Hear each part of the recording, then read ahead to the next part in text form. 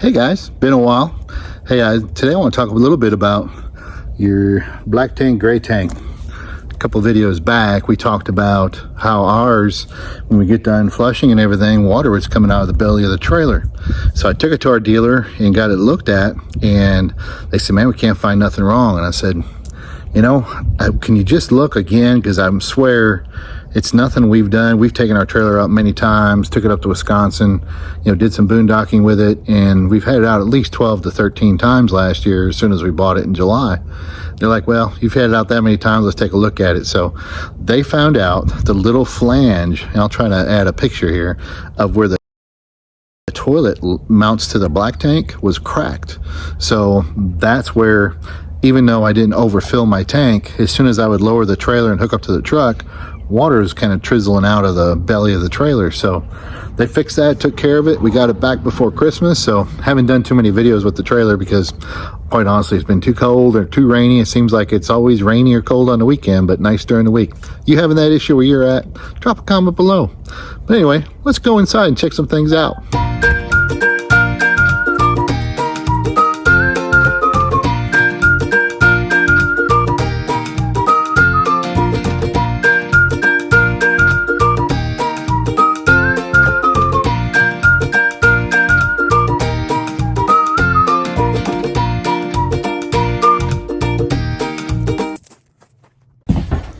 Well, just like anything, got a few things to take care of from last year.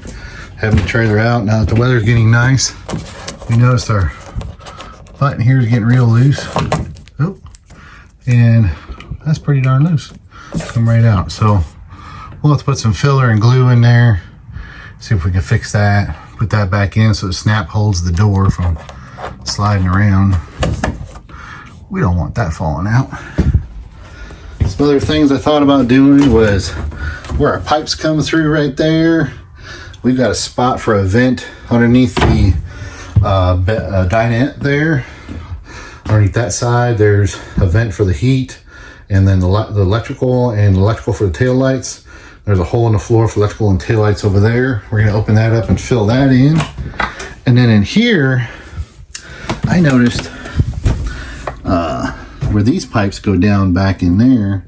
I don't know if I can get you a good look in there or not, but you can see that hole in there. I was gonna do the window and door Great Stuff foam to fill that in, because that way it doesn't expand too much and put too much pressure and crush like ductwork and things like that. Plus it's kind of a light, I forgot what you call it, cellulose or whatever, a light cell. So it'll be easy to pick out if you ever had to run or do something different in there. So hang on, we'll check that out and do some little repairs. Oh, one more thing was this return grill. We noticed that was coming away. So hopefully y'all can see that. See the little screw? They put little bitty screws, just needs better screws, and it'll hold it just fine.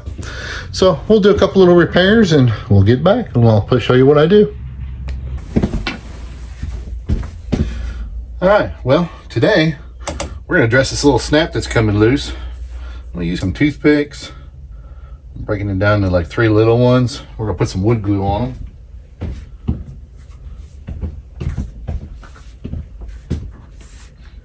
We're gonna try and put some wood glue on them. There we go.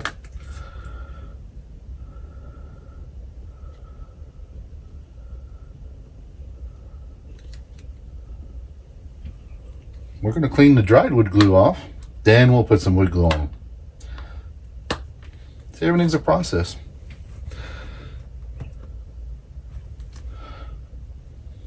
Here we go.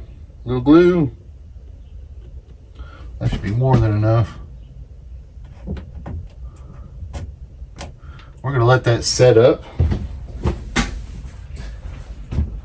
Then we're going to take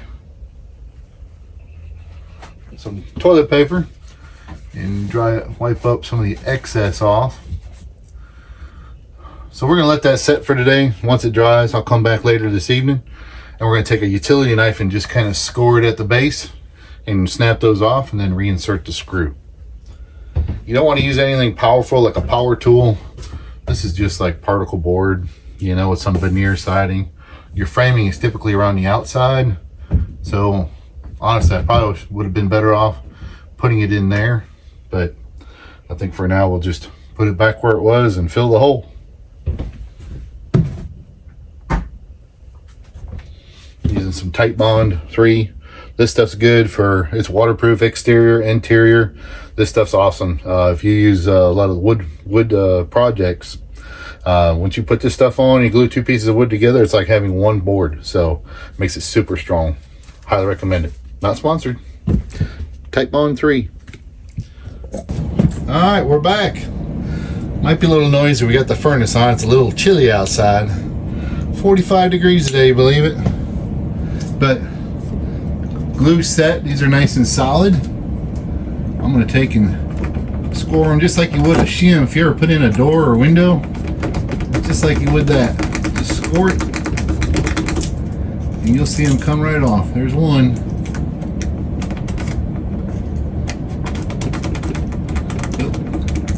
That's what I didn't want to do. I didn't want to cut my veneer. So, not as clean as I would have liked, but that's okay. Take a little marker, that little piece peeled back, take a little brown marker. Nobody ever know, except you and I. Don't go telling nobody now. We're gonna grab our drill, and hopefully it's charged. Haha. Yay, it's charged.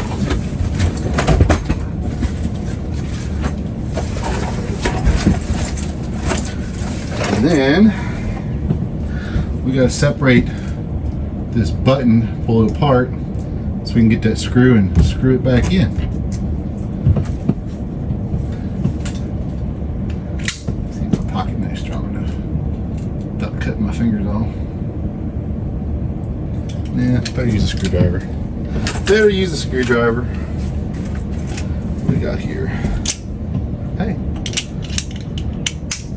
That'll make life easy.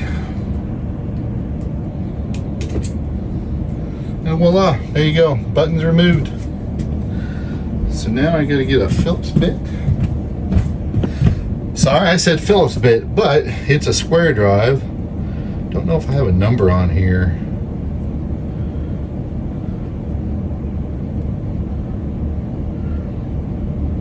Looks like a 22 maybe. I could be wrong. Put it in comment below, but most of your RVs have this little square drive head. I don't know if you can see that. It just goes right in there because it looks like Phillips, but, and you might be able to get some of it done with a Phillips, but I wouldn't recommend it.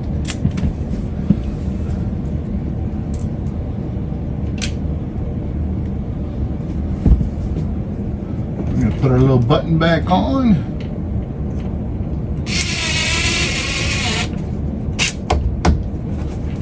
And there you go.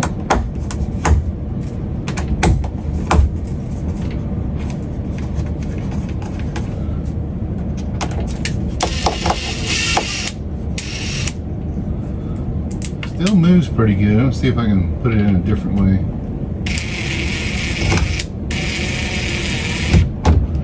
Yeah, doesn't really grab tight. That'll work for now, but I'm sure I'll be doing it again later. Yeah, maybe I ought to do the edge of the door. I talked about doing that before. And don't worry. Oh yeah, there we go. Now we're nice and tight. Should have just done that to begin with. But yeah, we'll see if I can bring you in here.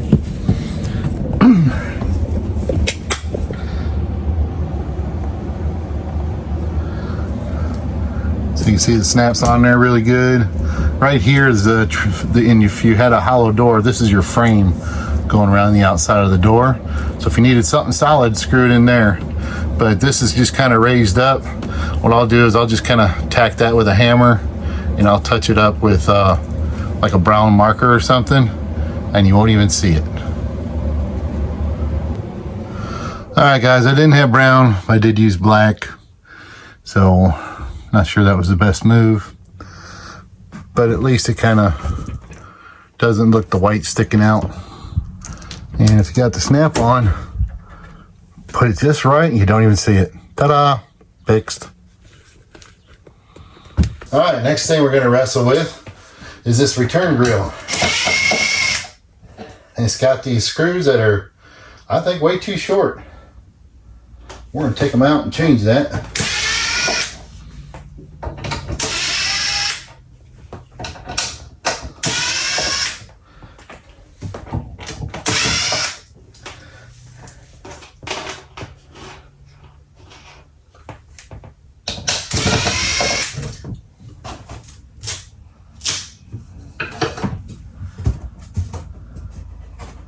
Okay, I didn't want to feel, there is some thicker wood behind here. They just didn't bite into it when a long enough screw. So we're going to come back with a longer screw and try and screw into that.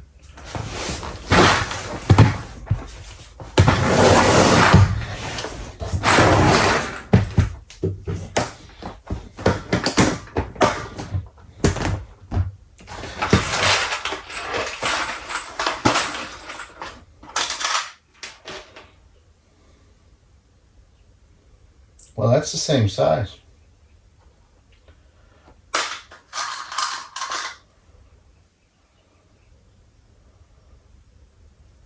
There we go. Well, these will work, but they're torque bits, so I'm not going to change the bit. That should get in there. And they're stainless steel, so they won't rust. They'll hold up the moisture in your trailer. Let me see if I have a torque bit in there.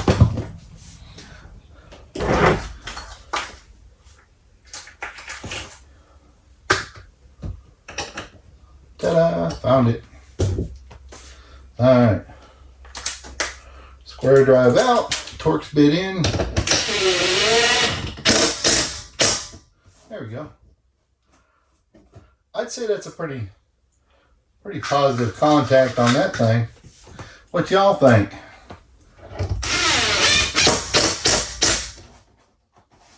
That's not going to come out now. Well, it will with a tool, but at least not on its own, right?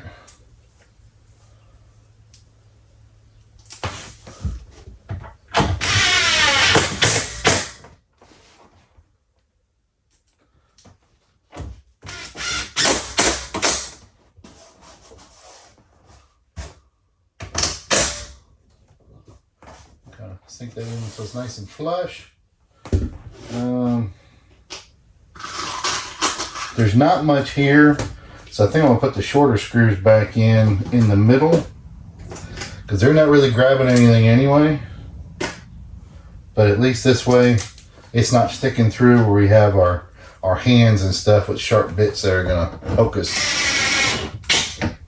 There's one. There's two. Alright, now there's going to be some RV guys out there. They're going to probably scream at me for using different bit tips, but hey, sometimes you just go with what you got. But we don't plan on getting rid of this trailer anytime soon. So, might have a couple different bits, but this isn't something you're going to be taking off. It's going to be staying on there. But it's on there nice and solid now, which is what you want. Especially with these trailers going through like a tornado going down the road, or hurricane, whatever you want to call it. So let's move on to the next project. Well, we'll try and let y'all in here while we're doing this. Hopefully you can get a good view.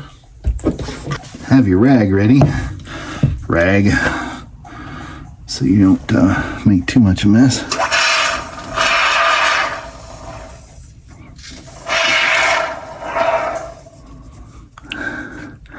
I know, genius, right? There we go. That's one filled. Now, if I can get my big old butt in there, get this back one, that would be awesome. Try not to knock you all over while I'm at it.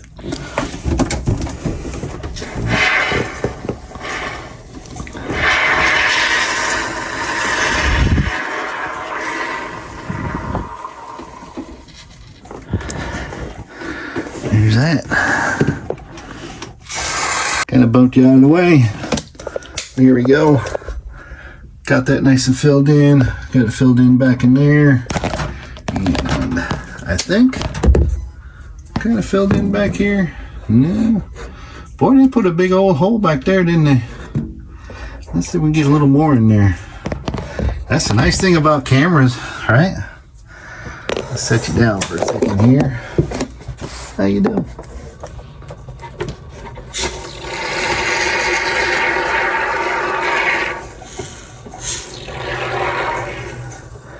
Rascal Flatts would write a song about that, wouldn't they? Life is a highway for mice. There we go. Now let's check it out. Oh yeah, much gooder. All right, we got the heat on. We'll let that set up, and we'll put everything back. All right, guys, probably gonna hate myself later. Here, let me get a light. Hang on. There we go. So, see where the wires are coming up through the floor, right there. I'll fill them up with some great stuff, and that's where I want to hate myself. That goes out to the tail light. So, if I ever gotta do some wiring, I guess I'll just have to pick that out. No big deal. And then I'll come over to this side. This is where the power comes in. If you got a Cougar 25 RDS, your power comes in the back corner here. I had a huge gap around the ductwork here, and then you can see where the wire goes through the floor. That was a big giant hole. You can see through the underpinning, and then it just had a big gap in the hole there where the wires went through the wall. I just kind of filled that in. So just kind of filling in where I can. I got a little bit on the floor there. I'll come back with some acetone and a rag and wipe that up. It'll come right off. You know, and just imagine I got some on my fingers too. Well guys, that's it. That's going to do it for this week's video. Just want to show you some of the things I'm doing for maintenance that I wanted to get done before winter, but hey, I ended up paying the dealer to winterize it. There's some pretty good videos on YouTube on how to do that. But anyway, next winter I'll share with you guys how I do that. I will share with you how I de-winterize. So it's kind of recommended to run a little bit of bleach and stuff through there and flush your lines out really good, especially if you use your water to drink out of it. It says it's safe, but hey, the cleaner the better, right? So we always use, as you know, filtered water in our trailer. So we like to make sure everything's good and cleaned out. And we'll flush it really good. But anyway, that's all I have for this week. Please like, share, and subscribe. If you have a comment of something that you thought I could maybe do better, please leave it in the comments below. We'd love to hear from you. God bless.